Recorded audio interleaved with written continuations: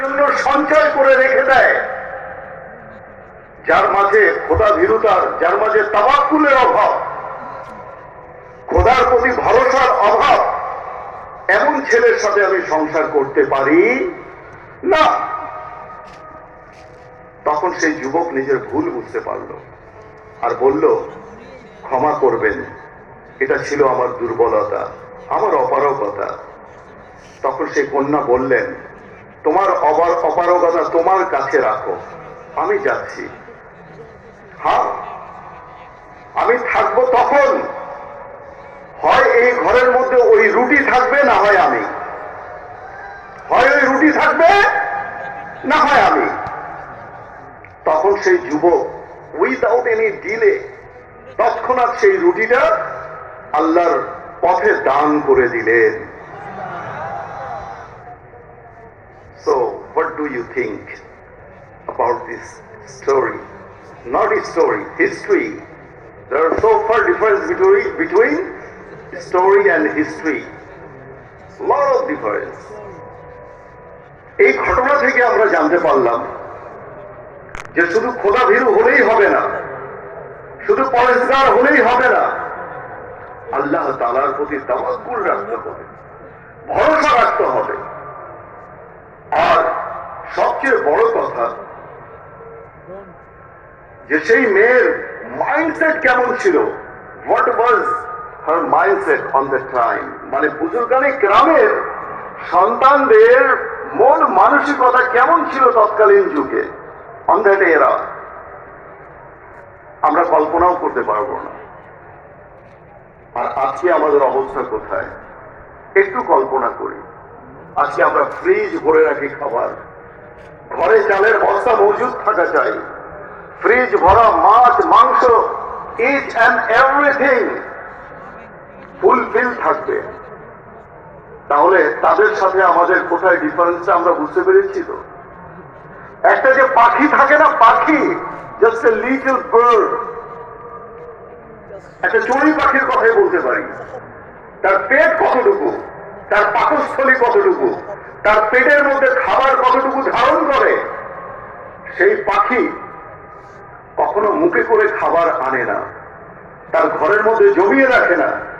সে আল্লাহ তাআলার উপর ভরসা করে সকালবেলা বেরিয়ে যায়, বেরিয়ে গিয়ে সারাদিন সে চলে বেড়ায়, উড়ে বেড়ায়, খাবার খেয়ে যখন পেট ভরে যায় তার নীড়ের মধ্যে ফিরে আসে, শূন্য হাতে ফিরে আসে। কেননা তার ভরসা হচ্ছে এই যে আগামী দিন যেই রব তাআলা আমাকে আজ রিজিক দিয়েছে, সেই রব তাআলা আগামী দিনও আমাকে রিজিক দেবে। একটা চড়ুই পাখির যদি এতটা তাওয়াক্কুল থাকতে পারে, খোদার প্রতি ভরসা থাকতে পারে, what happened to us? আমাদের কি হলো? আমাদের খোদা ভীরুতা, আমাদের খোদার প্রতি ভরসা, তাওয়াক্কুল কোথায় চলে গেল? প্রিয় ইসলামী ভাইয়েরা এবং মাদানী চ্যানেলের দর্শক শ্রোতা, হযরত সাইয়েদুনা আব্দুল্লাহ ইবনে আব্বাস রাদিয়াল্লাহু তাআলা আনহুমা বলেন, নিশ্চয়ই আল্লাহ তাআলা মানুষের নেকি দ্বারা তার সন্তান সন্ততি, ইভেন তার সন্তানেরও সন্তান, পরবর্তী প্রজন্ম, তাদেরকে সংশোধন করে দেন কিসের মাধ্যমে? বাবা মার নেকির মাধ্যমে। এবং তার বংশ ও তার প্রতিবেশীদের মধ্যে থেকে তাদেরকে নিরাপত্তা দান করেন। আর তারা সবাই আল্লাহ তাআলার পক্ষ থেকে পর্দা ও নিরাপত্তার সাথে থাকে। প্রিয় ইসলামী ভাইয়েরা, এই যে খোদা ভীরুতা, এই যে নেক কাজ, পুণ্য, যাকে আমরা সওয়াব বলি, নেকি বলি, পুণ্য বলি, যাই বলি না কেন, whatever we say, সেটা আমাদের কাছে কতটুকু আছে আমাদের আমল নামায়? That is the question to all of you. আমি আমার নিজেকেও প্রশ্ন করছি, আপনারাও করুন। আজকে যারা আমরা হালাল খাবার আর হারাম খাবারের মধ্যে পার্থক্য করতে পারি না, যেখানে টাকা পয়সা দেখি লোভ সামলাতে পারি না, ইনকাম হালাল হোক আর হারাম হোক টাকা দরকার। কথায় আছে, হিন্দিতে বলে যে মুঝে पैसा चाहिए पैसा चाहे हो जैसा, মানে যেমনই হোক আমার টাকা দরকার, সেটা হালাল হোক বা হারাম হোক আমার দেখার দরকার নেই। মনে রাখবেন, নিজের সন্তানকে, নিজের পরিবারকে যদি আমরা হারাম উপার্জন করে খাওয়াই, তাহলে সেই হারামের পরিণতি হারামই হবে, হারামের পরিণতি হারামই হবে। সেই সন্তান হবে আপনার অবাধ্য, সেই সন্তান হবে মা বাবার জন্য গলার কাটা। নাকি আশা করছেন যে সেই সন্তান আমার মৃত্যুর পর আমার জন্য হাত তুলে দোয়া করবে, রব্বির হামহুমা কামা রাব্বায়ানি সগীরা, দোয়া করবে না। আপনি বীজ বপন করেছেন গমের, সেখানে চাল হবে কি করে? বীজ যেমন থাকে মনে রাখবেন, ফলনও ঠিক তেমনই হয়। মা বাবা যেমন থাকে তার সন্তানও তেমনই হয়। সুতরাং আমাদেরকে এখনই সাবধান হতে হবে। আমরা কেউই ভুলের ঊর্ধ্বে নই, আপনি, আমি, আমরা কেউই ভুলের ঊর্ধ্বে নই। It is said towards human, মানুষ মাত্রই ভুল। ভুল করাটা অন্যায় কিছু নয়, কিন্তু সেই ভুলের উপর অটল থাকা, এটা হচ্ছে অন্যায়। সেই ভুলের উপর অটল থাকা, বুদ্ধিমান ব্যক্তিরা তওবা করে সেই গুনাহ থেকে ফিরে আসে। আল্লাহ, আমি ভুল করে ফেলেছি, এই আমার প্রতিপালক, এই আমার রিজিক দাতা, এই আমার প্রাণ, যার কুদরতের হাতে আমার প্রাণ রক্ষাকারী, হে রব তাআলা, আমি ভুল করে ফেলেছি, আমাকে ক্ষমা করে দাও। যখনই বান্দা ক্ষমা করে তার রব তাআলা তার সমস্ত, যখনই বান্দা তওবা করে তার রব তাআলা তার সমস্ত গুনাহকে ক্ষমা করে দেন। ভুল থেকে ফিরে আসতে হবে, অন্যায় থেকে ফিরে আসতে হবে। আল্লাহ তাআলা আমাদেরকে বোঝার তৌফিক দান করুন। কেননা মা বাবা যদি ভুলের উপরে থাকে, তাহলে সন্তানও ভুল পথেই অগ্রসর হয়। কোরআনুল কারীমের মধ্যে আল্লাহ তাআলা ইরশাদ করছেন, কি ইরশাদ করছেন? আল্লাহ তাআলা ইরশাদ করছেন, ও আনফুসাকুম ওয়া আহলিকুম নারা। কানজুল ইমানের অনুবাদ, নিজেকে ও নিজের পরিবার বর্গকে ওই আগুন থেকে রক্ষা করো যার ইন্ধন মানুষ আর পাথর। Just save yourself along with your family from that fire of hell. সেই জাহান্নামের আগুন থেকে নিজেকে, নিজের সন্তানকে, নিজের পরিবারকে রক্ষা করো। কাজেই আজকে যখন আমরা দাওয়াতি ইসলামের 3 দিনের সুন্নাত ভরা ইজতেমায় চলেই এসেছি, আমরা নিয়ত করে নিই, তওবা করে নিই যে আজ থেকে আর গুনাহ করব না।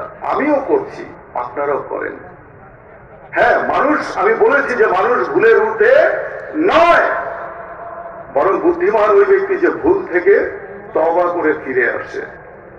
নিয়ত করুন, ইনশাআল্লাহ আজ থেকে আর কোনো গুনাহ করব না, আজ থেকে আল্লাহ তাআলার কোনো নাফরমানি, আজ থেকে হারাম উপার্জন করব না। নিয়ত করে নিন। হাদিসে পাকে সন্তানের ভরণ পোষণ সম্পর্কে, পরওয়ারিশ সম্পর্কে 4টি হাদিসে মুবারাকা আমি আপনাদের সামনে উপস্থিত করছি, পেশ করছি। আল্লাহ নবী সাল্লাল্লাহু আলাইহি ওয়াসাল্লাম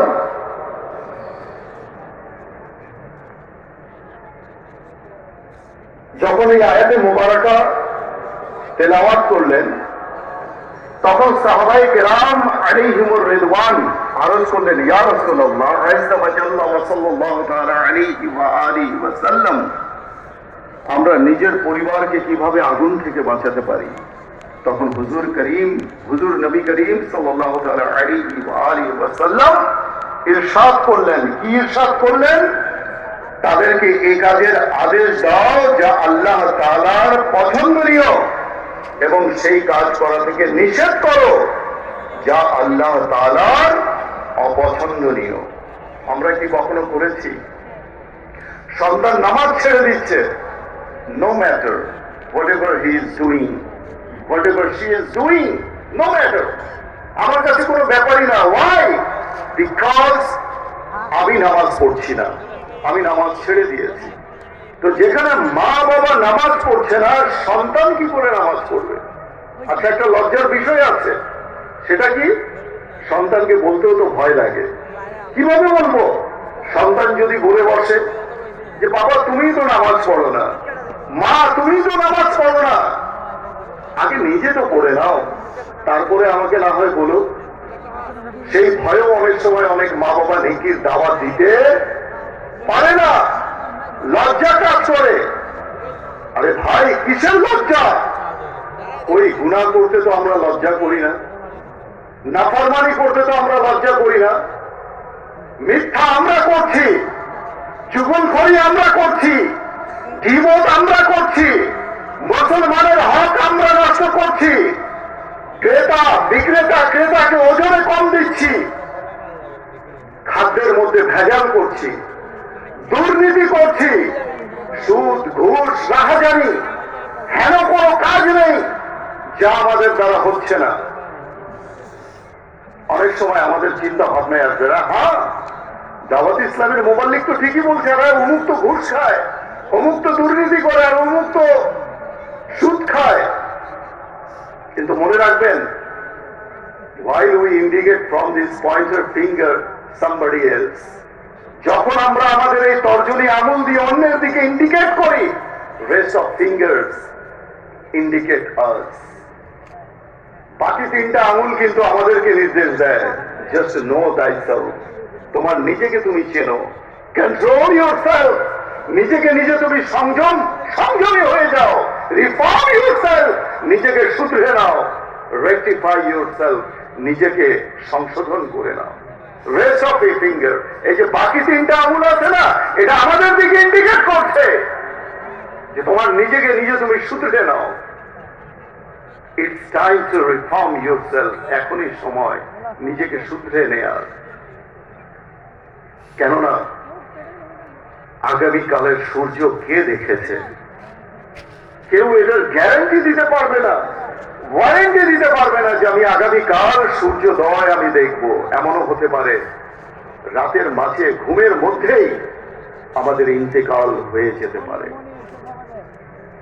সুতরাং নিয়ত করে নিন যে ইনশাআল্লাহ যে সকল গুনাহের কথা বলা হলো, মুসলমানকে হুমকি ধামকি দেয়া, চাঁদাবাজি করা, হত্যা করা, আচ্ছা এর মধ্যে অনেক গুনাহ আছে যেটা হুকুকুল ইবাদ, বান্দার হক, সেটা যদি নষ্ট হয়েই থাকে, উচিত হলো সে বান্দার কাছে গিয়ে আগে ক্ষমা চাওয়া, তারপর আল্লাহ তাআলার কাছে ক্ষমা চাওয়া। কেননা তার হক নষ্ট হয়েছে আমার দ্বারা, আমার উচিত হচ্ছে তার কাছে ক্ষমা চাওয়া। তো আমরা চাইবো ইনশাআল্লাহ, নাকি লজ্জা পাবো? না, ভুল হয়ে গেছে, হতেই পারে। যখন আপনি আমি ক্ষমা চাইবো, তখন আল্লাহ তাআলা আমাদেরকে ক্ষমা করে দিবেন। অপর এক হাদিসে এসেছে, আল্লাহ নবী সাল্লাল্লাহু আলাইহি ওয়াসাল্লাম ইরশাদ করছেন, কি ইরশাদ করছেন? তোমরা তোমাদের সন্তানকে তিনটি বিষয়ে শিক্ষা দাও, তিনটি বিষয়, তিনটি অভ্যাসের শিক্ষা দাও। নাম্বার 1, নিজের নবীর প্রতি ভালোবাসার শিক্ষা, আহলে বাইতের প্রতি ভালোবাসার শিক্ষা, এবং নাম্বার 3, কোরআনে পাকের শিক্ষা। কখনো কি আমরা দিয়েছি? কখনো কি বলেছি বাবা নবীর প্রতি ভালোবাসা অন্তরে লালন করো, otherwise you will be ruined, you will be destroyed? কখনো কি বলেছি? আমরা তো নিজেই জানি না যে ঈমান, হাউ টু সেভ আওয়ার ঈমান, ঈমানকে কি করে রক্ষা করতে হবে সেটাই তো জানি না। আর সেই ঈমানের মূল রাসূলে মকবুল মা আমিনার বাগানের সুবাসিত ফুল প্রিয় নবী সাল্লাল্লাহু আলাইহি ওয়াসাল্লামের শানে যখন কেউ গোস্তাকি করে, কোন বেয়াদবি করে, তখন তার ঈমান চলে যায়। উলামায়ে কেরাম বলে যে সে কুফরের মধ্যে পর্যবসিত হয়ে যায়। তখন তার করণীয় কি? তাকে তওবা করে কালিমা পাঠ করে ঈমানকে নবায়ন করতে হবে, ফিরে আসতে হবে। কিন্তু সেই জ্ঞানটা যদি বাবা মায়েরই না থাকে, তাহলে সন্তানকে কি করে শিক্ষা দেবে? পসিবল না। সো ইলমে দ্বীন অর্জন করতে হবে। নবীর প্রতি ভালোবাসা, আহলে বাইতের প্রতি ভালোবাসা, আর হচ্ছে কোরআনে পাকের শিক্ষা। এই তিনটা জিনিস। কয়টা জিনিস? অনেকের কাছ থেকে রেসপন্স পাচ্ছি না। কয়টা জিনিস শিক্ষা দেব? আল্লাহ নবী সাল্লাল্লাহু আলাইহি ওয়াসাল্লাম ইরশাদ করেন, কি ইরশাদ করেন? লা ইউমিনু আহাদুকুম হাত্তা আকুনা হাব্বা ইলাইহি মিন ওয়ালিদিহি ওয়া ওয়ালাদিহি ওয়ান নাসি আজমাইন। যে তোমাদের মধ্যে থেকে কেউ ততক্ষণ পর্যন্ত মুমিন হতে পারবে না যতক্ষণ না তার নিকট আমি নবী, তার সন্তানাদি, পিতামাতা এবং সকল মানুষের চেয়ে অধিকতর প্রিয়